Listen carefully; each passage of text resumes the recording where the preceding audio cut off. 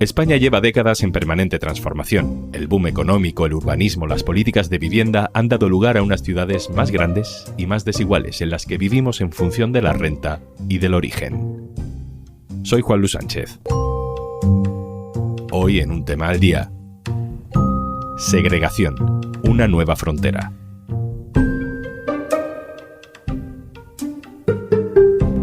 Una cosa antes de empezar.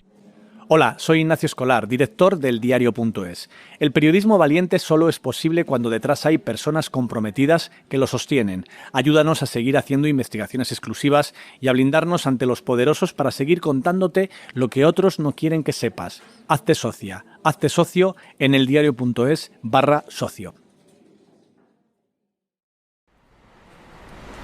Estamos debajo del puente de la M30.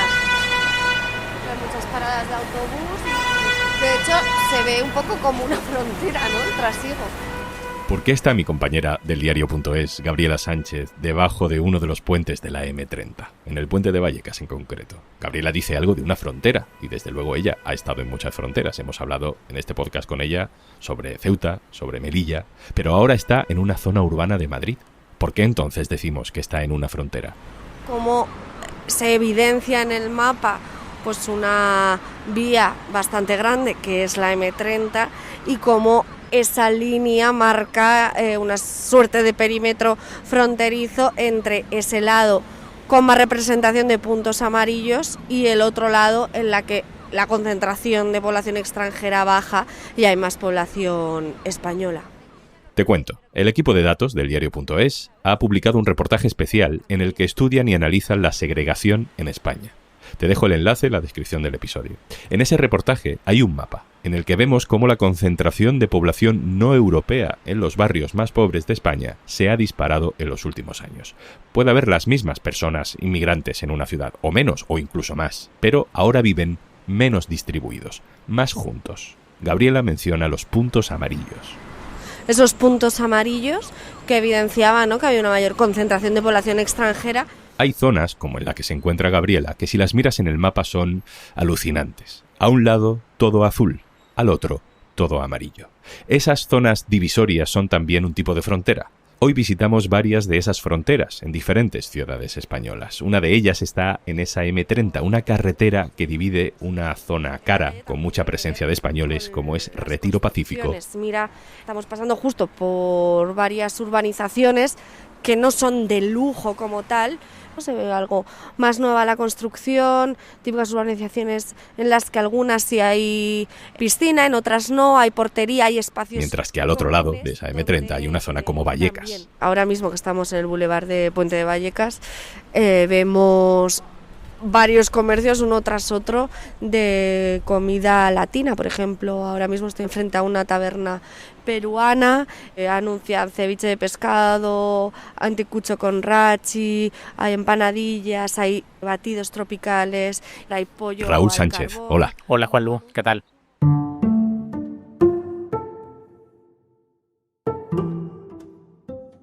Raúl Sánchez es el jefe del equipo de periodismo de datos del diario.es, ha dirigido esta investigación. Raúl, tengamos los datos claros para empezar. Más allá de dónde vivan estas personas que han llegado a España, ¿cómo ha sido en número la llegada de migrantes a España desde que nos recuperamos de la crisis financiera? Que entonces salieron muchos. Digamos que lo que ha pasado en la última década es, digamos, lo que se llama el segundo boom migratorio que ha habido en España, porque el primero fue en la burbuja. De 2016 hasta 2024 han llegado 2,5 millones de personas. Incluso actualizando con los datos que salieron la última semana, de 2025, ya serían hasta 3 millones de personas los que habrían llegado en la última década. Además, ha sido un fenómeno, digamos, comparado sobre todo con el primero que pasó la burbuja, un fenómeno en el que hay mucha más población venida de Latinoamérica, básicamente, y ha sido también un boom mucho más urbano que el que hubo a principios de los 2000. Vamos a ir escuchando más conversaciones de Gabriela en Vallecas. Me llamo María. ¿Y vive aquí desde hace cuánto? Desde hace 25 años. Bueno, 30 años total. Vino en lo de las primeras, en el boom de los 2000 sí. Más o menos, o incluso un poco antes, ¿no? Antes, en el 95. Vemos que María llegó justo antes de que empezara a calentarse la burbuja de finales de los 90 que explotó en 2008. Y le quería decir, ¿ahora dónde va? A una agencia donde enviamos encomiendas para nuestra familia. ¿En dónde? ¿De dónde son? de Ecuador. Que Gabriela se haya encontrado a María llevando un paquete que va a enviar a Ecuador no es algo casual. Representa una vida, una rutina vivida lejos de tu país. Representa un barrio transformado en el que hay empresas que se dedican a estas cosas. Y también hay legado, hay permanencia, porque aquí en Vallecas está también la nieta de María, que no vino entonces, ha venido ahora. Yo llevo aquí un año. Un año. Sí, o sea, muy poquito. ¿Y vives también en Vallecas? Sí, vivo aquí con mi abuela y pues en el tiempo que he estado aquí me he dado cuenta también que hay mucha gente latina. Raúl, más allá de las decisiones individuales, que las habrá de todo tipo, ¿qué nos dicen los datos, los patrones sobre el hecho de que María y su nieta, como ejemplo de otros migrantes, vivan en Vallecas y no en otro barrio, no en el barrio de enfrente? Pues básicamente ha pasado un proceso de, digamos, de segregación, es decir, se han instalado, digamos, en los barrios más pobres del país. Los barrios que representan el 10% más pobre de España, el aumento de población nacida de fuera de Europa ha sido de 400.000 personas, mientras que en el 10% más rico, es decir, en los barrios más ricos de las ciudades españolas, solo 133.000 han llegado en esa zona. Y además hay que tener en cuenta que ha sido un boom muy urbano, porque Madrid y Barcelona prácticamente han aglutinado el 40% de todas estas nuevas llegadas de población migrante. Hablamos de barrios concretos, hablamos de Carabanchel, hablamos de La Florida en la Hospitalet, hablamos de Puente Vallecas, hablamos de Usera. Es decir, de barrios normalmente en las periferias de esas grandes ciudades que han acaparado como gran parte de esta llegada de población migrante. Pero aunque estas dos ciudades han acaparado muchísimo, digamos, este fenómeno de segregación también se repite en la mayoría de grandes ciudades. Es decir, no solo hablamos de Madrid y Barcelona, sino también de Valencia, de Bilbao, de Zaragoza, de Sevilla, de Málaga o de Alicante. ¿Qué razones concretas pueden llevar a que la nueva inmigración o la gente que se muda de barrio se haya ido concentrando más que antes en esos barrios más pobres, dejando, digamos, otros barrios para la población nacida o criada en España? Digamos que es un fenómeno social básicamente que está influenciado por muchísimos factores. También, digamos, otros factores que pueden influir, desde un mercado laboral muy urbano en el que hay muchísimos puestos de trabajo que se han creado en el sector de los servicios, que hablamos no solo de la hostelería y el comercio, sino también, digamos, de sectores económicos que se han desarrollado en la última década, como puede ser, por ejemplo, el transporte, es decir, la llegada de plataformas como Uber, por ejemplo, o también la parte de servicios a domicilio como puede ser Globo o la mensajería de Amazon.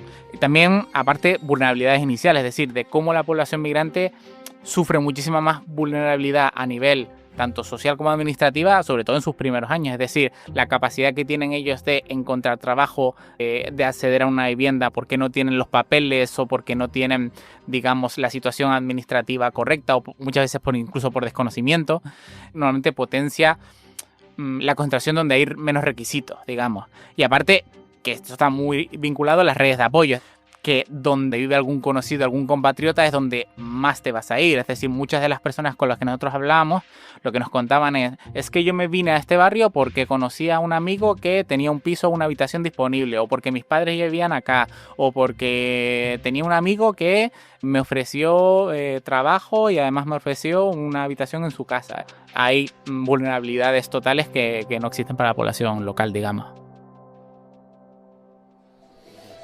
Hola, ¿cuál es tu nombre? Wilmer Vázquez. Estamos en un mercado, en un restaurante salvadoreño. Lo que es lo típico son las pupusas. Muy buenas pupusas de varios sabores, el sabor que ustedes escojan.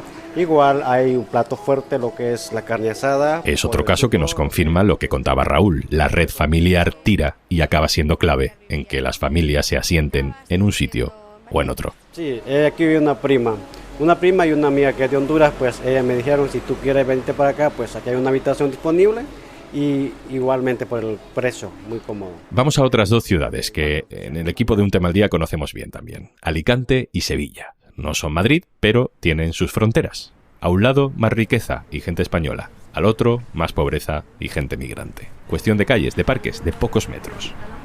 Estamos en Alicante, allí mi compañero Marcos García Santonja empieza a grabar en un parque, el Boulevard del Pla. En esa avenida hay algo que marca la frontera, un sonido.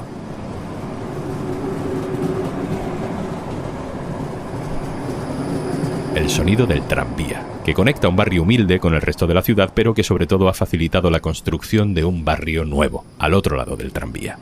Marcos se encuentra con Paco. Hola, ¿qué tal? Hola, ¿qué hay? ¿Cómo te llamas? Paco. ¿Vives por aquí? Sí, justo en esta acera.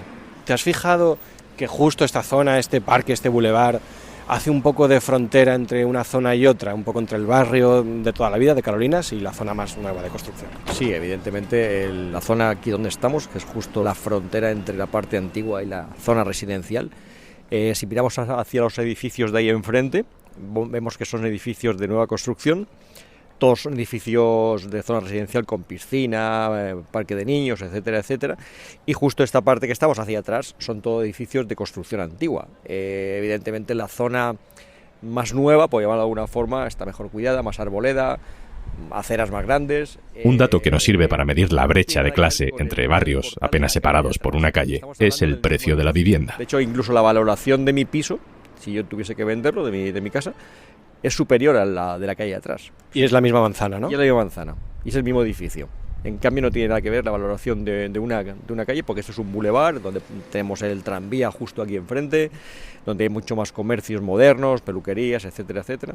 Es una cosa bastante extraña porque estamos hablando de metros, no de kilómetros de distancia. De hecho, esta acera es un código postal, y justo la acera de enfrente es otro código postal. No tiene nada que ver uno con otro. Muchas gracias. De nada, a vosotros. Caminamos y salimos de ese bulevar para entrar en el barrio de Carolinas, en Alicante. Allí nos encontramos con personas que representan esos puntos amarillos en el mapa, mucha población migrante. Vamos a escuchar. ¿Cómo te llamas? Mi nombre es José. José es de República Dominicana, llegó a España en 2019 y sí, él corrobora que en este barrio se ha ido concentrando población migrante.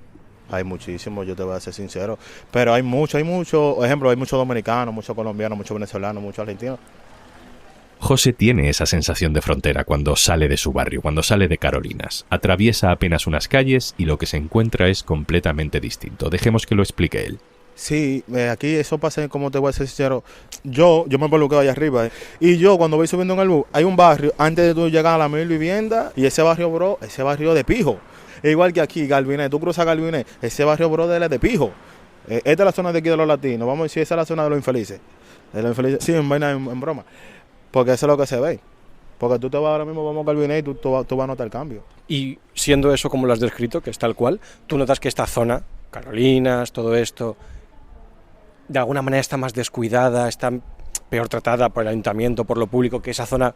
Yo pensaba que a veces esta zona estaba descuidada, porque te voy a ser sincero, porque hay muchos latinos. A veces, ahí mismo, eso está lleno de basura. Pero, brother, si tú te pones a fijar, hay momentos que el camión no pasa. Y si el camión pasa, a veces, pasa de largo. Y es verdad, no sé si es porque están llenos o el camión está lleno, pero hay momentos que no se la llevan. Y yo noto sí que está como descuidada, como que no tienen esta zona. Como Estamos no ahora en Sevilla. Mi compañera Carmen Ibáñez se ha ido a las calles que desembocan en el Hospital Virgen Macarena. Es el barrio donde yo me crié. Casi todo sigue igual, pero hay una frontera. Buenas tardes. Hola, buenas tardes. Esa frontera, si miramos el mapa de los datos, es sutil, es una manzana la que marca la diferencia. Esta mujer con la que habla Carmen tiene un comercio donde, según el mapa, hay más puntos azules. Se separan prácticamente por una calle y si acaso hay como una manzana que amortigua y luego una calle que cambia de la noche a la mañana. ¿Tú frecuentas esa zona? Bueno, yo la verdad que la frecuento en el sentido de los aparcamientos, porque no tenemos aparcamientos en toda la zona de la Macarena. Luego las zonas que hay cerradas, que casi todas las barriadas, por tener un aparcamiento privado. Luego hay una zona que sí es donde podemos, los ciudadanos que venimos por aquí a trabajar o vivimos por aquí por el alrededor, y venimos y no tenemos dónde aparcar. Y entonces sí es la zona que yo frecuento para poder aparcar, pero simplemente para aparcar. Si nos alejamos un poco de esos bloques de vivienda construidos como arrabales para trabajadores en los años 70, si nos alejamos un poco del río, nos adentramos en la manzana que marca la diferencia. El paisaje de comercios en edificios más bajos ya cambia. Hay kebabs, hay restaurantes latinos, hay peluquerías donde los modelos que salen en las fotos no son blancos. Dice el mapa que allí se concentra, más que en otros barrios, la población latinoamericana. Esta es Claudia. ¿Te acuerdas cómo llegaste? ¿Por qué acabaste llegando a este barrio de la Macarena? Yo llegué aquí porque mi madre ya vivía. Ella vino con antelación y pues yo vine a estudiar y pues ya me quedé aquí. Claudia le da a Carmen de nuevo una de las claves que ya nos ha contado Raúl. Tiene mucha incidencia a la hora de que una persona migrante acabe en un barrio humilde que haya gente que ya conocía allí. Carmen se encuentra con Isabel, una joven nicaragüense que trabaja cuidando personas mayores y dependientes, y refuerza ese argumento. ¿Cómo llegaste tú a este barrio? Los pisos son mucho más baratos en esta zona, hay mucha concentración de gente latina también acá y pues más que todo pues porque ya estaba instalada aquí mi familia, porque como nosotros la mayor parte de migrantes venimos a alquilar y pues no tenemos una estabilidad al inicio económica, pues buscamos algo mucho más barato. Isabel refuerza también otras claves: identidad, redes, comunidad, vivienda. También hay otro bar nicaragüense que es mío, que hace poco lo abrieron y pues siempre hay ambientillo ahí de las internas cuando salen de los trabajos y pues aprovechamos un poco para recordar nuestra patria, ¿no? Mediante la comida. Y lo decía antes José en Alicante, también Isabel en Sevilla. Notan las carencias, las diferencias entre un lugar y el de enfrente. Cuéntame qué notas tú que le falta a este barrio. A lo mejor un poco más de aseo, hay zonas que a veces las descuidan un poco, iluminación en algunos casos. Muchísimas gracias. Gracias a ti.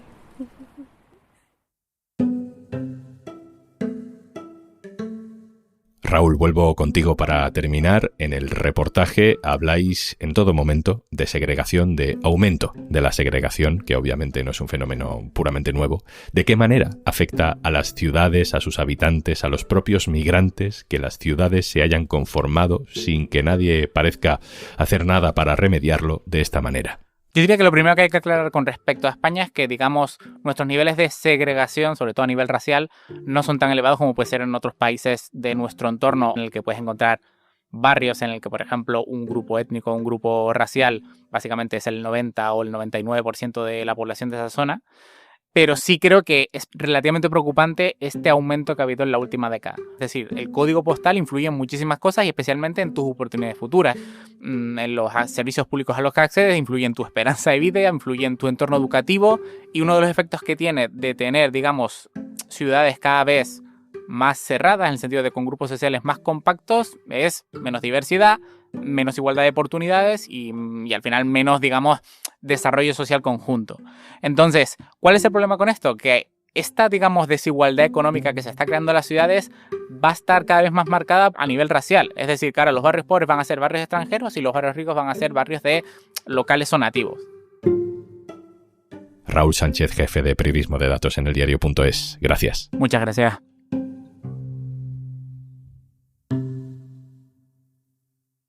Esto es Un Tema al Día, el podcast del diario.es. Si te gusta lo que hacemos, necesitamos tu apoyo. Hazte socio, hazte socia en eldiario.es/un socio al día. Este podcast lo producen Carmen Ibáñez, Marcos García Santonja, Lucía Martínez y Zaskun Pérez. El montaje es de Pedro Nogales. Yo soy Juan Luis Sánchez. Mañana, otro tema.